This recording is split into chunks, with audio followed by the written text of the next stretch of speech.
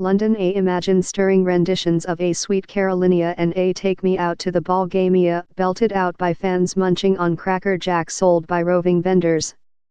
If that sounds like a typical regular season game between the Yankees and the Boston Red Sox, that is the goal in England this weekend.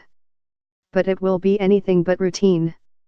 The teams are scheduled to play twice at London Stadium in the first regular season Major League Baseball games in Europe, and organizers are working to give the games the flavor of a typical June series in Boston or New York, or at least as much as possible in an Olympic-size stadium in the East End of London.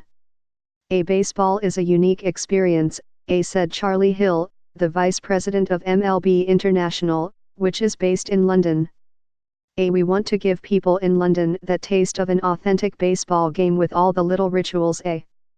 Baseball has staged regular season games in Mexico, Australia, and Japan, but bringing the big leagues to Britain, where cricket is the dominant bat and ball sport, will involve some of the typical sights and sounds of baseball, but with a slight Cockney accent. As far as anyone can tell, there have never been mascot races at either Fenway Park or Yankee Stadium for a Red Sox-Yankees game.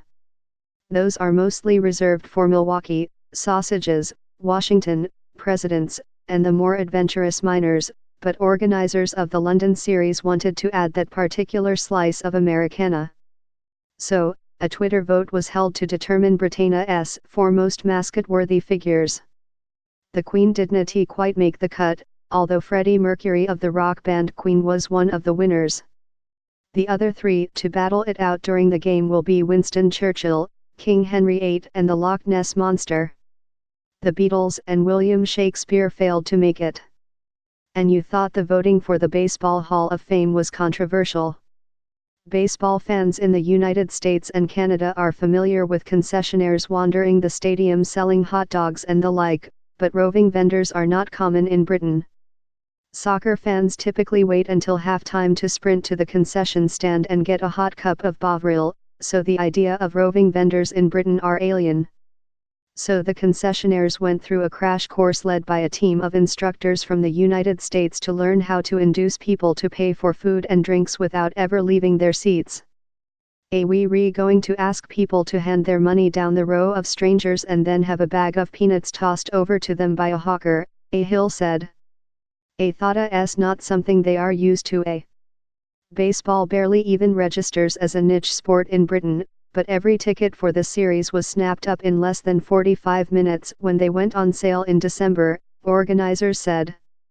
M.L.B. said that 70% of the roughly 120,000 tickets were purchased from within Britain, presumably including ticket brokers, and that 20% were sold in the United States, leaving 10% for fans from other countries. The high demand explains why the series is being held at London Stadium. It was considered the only venue with enough space to fit more than 3 acres of French artificial turf in front of 60,000 seats, nearly 60% more than the capacity of Fenway Park. London Stadium, said Graham Gilmore, the stadium's chief executive, can do it all. The arena was built for the 2012 Summer Olympics and is now home to West Ham United, the English Premier League soccer club. It has hosted the Rugby World Cup and huge concerts by the Rolling Stones and beyond copyright. When the rock band Foo Fighters played there last year, the frontman Dave Grohl lauded the size of the building and made a disparaging comment about Wembley Stadium, London's more famous venue, in a comment that forever endeared him to Gilmore. The area on the ground, including the running track, is so vast that it required 141,900 square feet of artificial turf, imported from France, to cover it, plus the infield dirt and clay shipped in from Slippery Rock, Pennsylvania. The 16-foot-high center field wall will be 390 feet away from home plate. The rest of the walls will measure between 4 and 8 feet. There is also a roof that extends over home plate, so there will be specific ground rules pertaining to balls hitting it. One unique feature is that home plate will be on one side of the oval, not one of the ends, creating vast amounts of foul territory. Most fields in oval-shaped stadiums, like the old Polo Grounds and Olympic Stadium in Montreal, had home plate tucked into one end, or in a corner. James Williams, London Stadium's head groundsman, said that his crew has had to learn many new things about baseball fields. We even learned how to roll out the tarp, he said. This is definitely the biggest project I've ever been involved in. There has been quite a few sleepless nights. This is also the first time the Red Sox and Yankees have played a regular season game on plastic grass. When the series is over, the turf will be rolled up and stored until next year when the St. Louis Cardinals and Chicago Cubs play in London. 13 months ago, a contingent of Major League officials toured the stadium with Gilmore, the stadium boss, to make sure it would be appropriate for baseball. The group included Commissioner Rob Manfred, Yankees and Red Sox owners, and members of the Players' Association. Gilmore was surprised by something that had nothing to do with the field layout. I didn't understand the power of the Players' Union, Gilmore said. One concern was the clubhouses. Soccer locker rooms are generally more Spartan than baseball clubhouses, so, swanky, temporary accommodations were built to accommodate the tastes and standards of Major League Baseball players. Dugouts also had to be built from scratch, along with a wall to separate the players as they enter the playing field.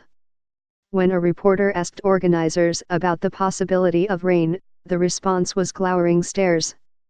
But, it has been known to rain in the British Isles.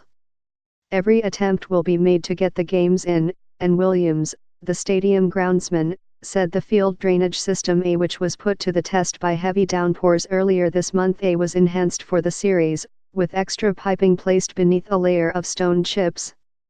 But even though both teams have an off day scheduled for Monday, July 1st, they would not play a make-up game in London, according to Hill. It is a home series for the Red Sox, so in the unlikely scenario of a rainout, the game would be made up in Boston. Most likely, though, if there is rain, they will wait it out and hope for the best. There are some massive challenges, Gilmore said, including the expectations of MLB and the Players' Union. We have to make sure we are at the top of our game.